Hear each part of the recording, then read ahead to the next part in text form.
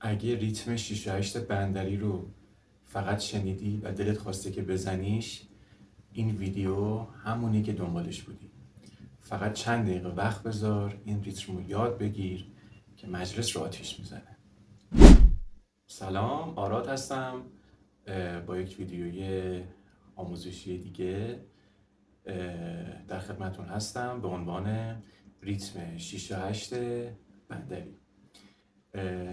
لطفاً لایک، کامنت و سابسکرایب هم یادتون نره تا این ویدیو به عزیزان بیشتری هم نشون داده بشه. لطفاً تا انتهای ویدیو با من همراه باشید. آموزش ریتم 6 و 8 بندری. قبل از اینکه ریتم رو یاد بگیریم، انگشتای دست راستمون به ترتیب P, I, M, A و X P max. خب این ریتم از 6 حرکت چنگ یا از 6 نوت چنگ تشکیل شده. ضربه اول انگشت آی، سیمهای تریپل به سمت پایین.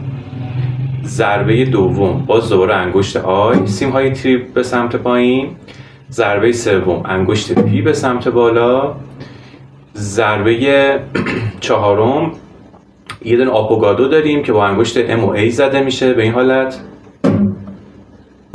حالت ببینید. خب پس چی شد؟ 1 2 3 4. پنجمون میشه انگشت آی، سیمهای تریپل به سمت پایین و بعد ضربه شیشمونم یعنی ضربه آخرمونم انگشت پی، همه سیما به سمت بالا. پس یه بار دیگه 1 2 3 4 5 6. 1 2 3 4 5 6. 1 2 3 4 5 6. 1 2 3 4 5 6. یواش یواش سرعت رو میبرید بالاتر.